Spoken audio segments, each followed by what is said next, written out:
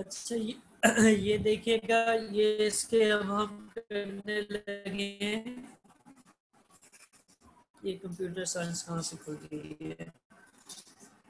इसके हम लोग करने लगे केमिस्ट्री के आपके मेथड ऑफ प्रिपरेशन ऑफ की प्रिपरेशन आएगा।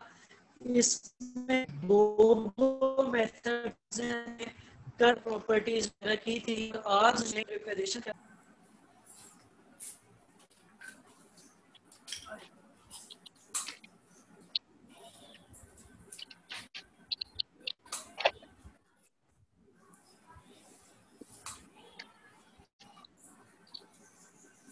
अच्छा अब्दुल्ला, आवाज आ रही है? आ रही है। मैं आप लोगों को बता रहा था जनरल मेथड ऑफ प्रिपरेशन करते हैं और फिर आप लोगों को फ्री कर दे तो इंशाल्लाह। General method of preparation alkenes के सबसे पहले जो मेथड आएगा वो आएगा डिहाइड्रेशन ऑफ अल्कोहल। कि अगर आपके पास अल्कोहल्स में से कोई है जैसे इथेनॉल, मेथेनॉल वगैरह, तो आप क्या करते हैं, इसकी डिहाइड्रेशन करते हैं, इसमें से H2O को रिमूव करते हैं, तो क्या बन जाता है, अल्कीन बन जाता है। यानी इथेनॉल की जब आप डिहाइड्रेशन करेंगे तो इथीन बनेगा। इसी तरह आप किसी और प्रोपेनॉल की करेंगे तो प्रोपीन बनेगा, वगैरह वगैरह। तो इसमें रिएक्शन होता किस तरीके से वो देख लेते हैं। पहली बात तो ये कि डिहाइड्रेशन का क्या मतलब है। डिहाइड्रेशन का मतलब है हाइड्रेशन या हाइड्रेशन किसको कहते हैं, H2O को ऐड करना। ठीक है, तो अब अगर उसमें से H2O को रिमूव करना है तो वो क्या कहलाएगी, डिहाइड्रेशन कहलाएगी। डिहाइड्रेशन अल्कोहल की करने के लिए हम इसको हीटेड एल्यूमिना के ऊपर से गुजारते हैं। एल्यूमिना के को हीट किया जाता है कितने टेम्परेचर पे, 340 डिग्री, 340 से 450 डिग्री सेंटीग्रेड तक। इसके ऊपर से जब किसी अल्कोहल को गुजारा जाता है, जैसे इस केस में आप इथेनॉल को इसके ऊपर से गुजार रहे हैं, तो इथेनॉल किस में चेंज हो जाता है, इथीन में चेंज हो जाता है, और इसमें से जो है वो H2O रिमूव हो जाता है। सही है। अब यही रिएक्शन कैसे हुआ है, इसको अगर आप यहाँ से देखें गौर से तो आपको आइडिया हो जाएगा कि इस वाले में जो इथेनॉल है इसमें से ये H2O जो है ये ब्रेक होके अलग हो गया है, और बाकी जो बच गया था उसके ऊपर क्या हो रहा है, उसके ऊपर C2H4 बचा था। तो वहां पर कार्बन के दरमियान डबल बॉन्ड बन जाता है और आपके पास इथीन आ जाता है। ठीक है, ठीक है अब्दुल्ला। ठीक है। ठीक है। अच्छा, तो ये आपकी क्या है, एक अल्कीन है, इथीन अल्कीन ही होता है। अब हम इसका दूसरा मेथड देख लेते हैं या आगे देखते हैं क्या लिखा हुआ है। इसी तरह उन्होंने, बल्कि ये उन्होंने दिया हुआ है, उसकी डिहाइड्रेशन की भी है, C2H5 और साथ OH की। अच्छा, इसमें क्या हो रहा है इसको भी हम पहले रीड कर लेते हैं और फिर पढ़ लेते हैं। फॉस्फोरिक एसिड या फॉस्फोरस पेंटोक्साइड जो है, इसको हम डिहाइड्रेशन ऑफ अल्कोहल के लिए कैटलिस्ट के तौर पे यूज कर सकते हैं।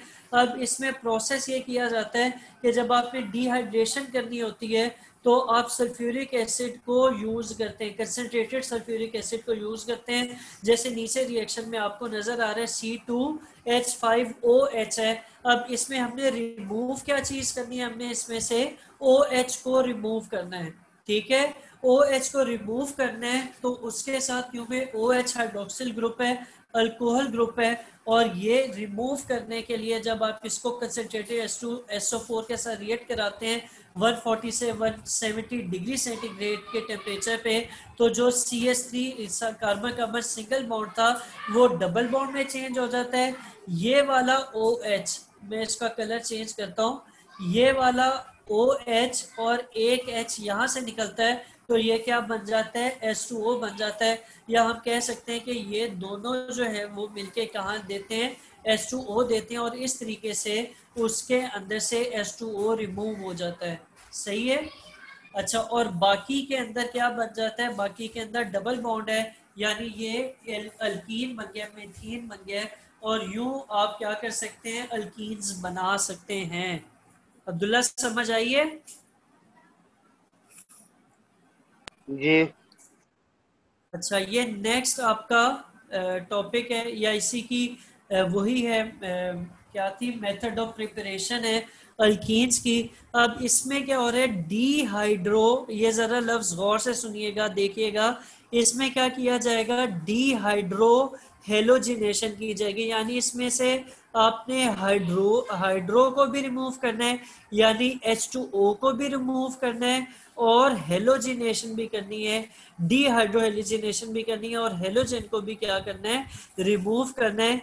ये काम करने के लिए आप क्या करते हैं कि इसको अल्काइल हैलाइड को जब आप पोटाशियम अल्कोहलिक पोटाशियम हाइड्रोक्साइड के साथ हीट करते हैं तो इसकी डीहाइड्रोहेलोजिनेशन हो जाती है। अब रिएक्शन में क्या हो रहा है, रिएक्शन में ऐसे ही है जैसे मैं आपको अभी बताने जा रहा हूँ कि पहले तो ये कि ये वाला क्लोरीन जो है वो किसके साथ, इस के साथ मिलेगा और आपके पास क्या आ जाएगा, KCl आ जाएगा। ठीक है, और इसके साथ साथ क्या हो रहा होगा, इसके साथ साथ ये होगा कि यहाँ पे OH जो बचा हुआ था और यहाँ से एक H उठेगा, ये दोनों मिलके क्या देंगे, H2O देंगे, और फाइनली आपके पास क्या बचेगा, यहाँ से एक H गया था ना अब्दुल्ला, कितने H गए थे यहाँ से, एक। एक H और थे कितने, CH3 था, तो ये क्या बच जाएगा, CH2 बच जाएगा, और साथ पहले ही क्या है, CH2 है, और इनके दरमियान क्या होगा, डबल बॉन्ड बच जाएगा। तो ये चीज आपके लेफ्ट साइड पे बचती थी, ये आपने यहाँ पर लिखी हुई है, और ये है क्या, ये मिथीन है। ठीक है, इथीन है या मिथीन है, सही है। सही है। तो ये आपकी प्रिपरेशन होगी अल्कीन की।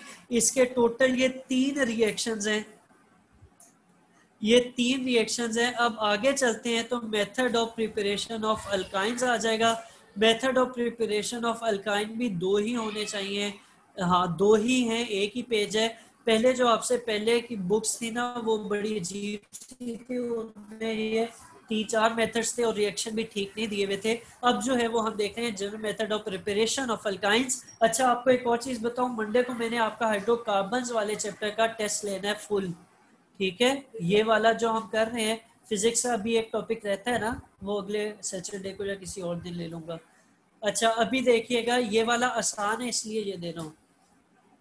अच्छा, डीहाइड्रोहेलोजिनेशन ऑफ विसिनल हैलाइड्स हैं।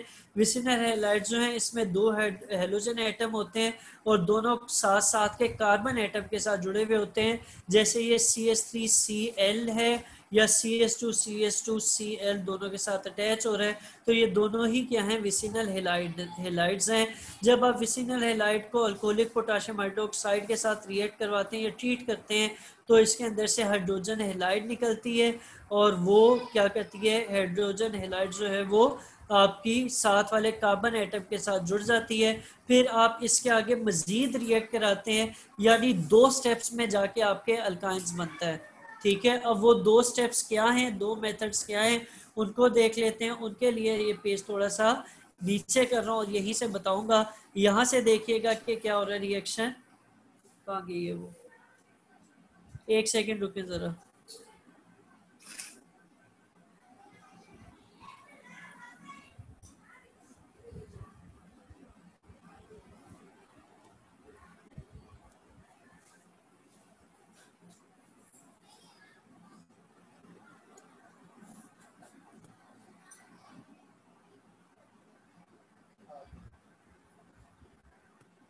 अच्छा ये देखिएगा, मैं आप लोगों को ये रिएक्शन बताना चाह रहा था। अब ये क्योंकि विसिनल हैलाइड के जरिए अल्काइन बनाना 2 स्टेप प्रोसेस है, तो ये हम देखने जा रहे थे। इसमें क्या होगा कि ये आपको पहले नजर आ रहा है कि CH2 के साथ 2 क्लोरीन एटम्स हैं। जब 2 क्लोरीन एटम्स होते हैं तो ये क्या कहलाता है, विसिनल हैलाइड कहलाता है। इसको जब आप पोटाशियम हाइड्रोक्साइड के साथ रिएक्ट कराते हैं तो पहले तो ये होगा कि आपका, फिर वो स्टॉप शेयर कर दिया, एक सेकेंड।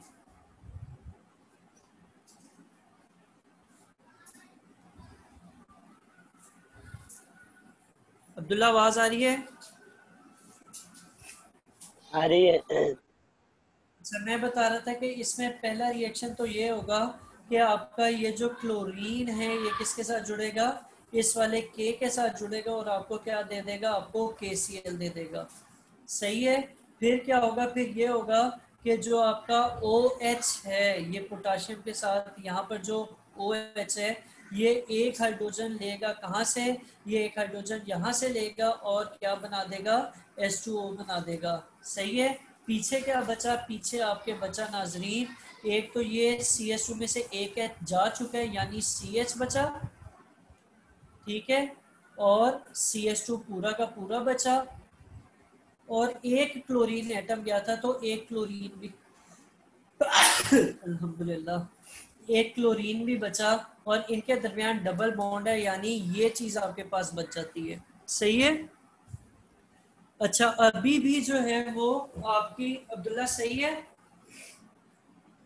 इसको ना पेंसिल से उसके ऊपर कर लिया ग्रीन डिजाइन। सही है। अच्छा, अब क्या होगा कि अभी भी पोटाशियम हाइड्रोक्साइड मौजूद है, ये वाली, ये दोबारा KOH के साथ रिएक्ट करेगी और क्या करेगी, हमें पता है कि अल्काइन में ट्रिपल बॉन्ड होता है। पहले रिएक्शन में देखें CH2 के दरमियान सिंगल बॉन्ड था, वो डबल बॉन्ड बन चुके हैं। अब हमने उस डबल से ट्रिपल में जाना है, तो अब दोबारा क्या होगा, पोटाशियम हाइड्रोक्साइड का उसी तरीके से रिएक्शन होगा कि पहले तो ये के और ये Cl, ये दोनों क्या बनाएंगे, ये बनाएंगे KCl, ठीक है। फिर क्या होगा, फिर ये होगा कि ये वाला OH, एक मिनट, ये वाला OH, ये एक H कहाँ से लेगा, ये एक H यहाँ से लेगा और क्या देगा, H2O देगा, ठीक है। अब पीछे क्या बचा, पीछे जो बचा उसको लिख लेते हैं। पीछे बचा नाजरीन आपके पास, यहाँ से CH बचा पहले वाले में से, अच्छा, और एक H चला गया था तो एक CH और बचा, और क्लोरीन भी चला गया था यानी ट्रिपल बॉन्ड CH बन गया। तो ये आपके बेसिकली आपके ये आ गया, और ये क्या है, ये इथाइन है, और हमें इथाइन ही बनाना था। सही है, सही है। सही है। अच्छा जी, अब लास्ट रिएक्शन है और फिर ये आपका चैप्टर खलास, ये खत्म। अब इसमें क्या होगा, डीहेलोजिनेशन होगी टेट्राहेलाइड के साथ। टेट्राहेलाइड में कितने हेलोजेंस होंगे जी, टेट्रा किसके लिए यूज किया जाता है, अच्छा डाई किसके लिए यूज किया जाता है, किस नंबर के लिए यूज किया जाता है,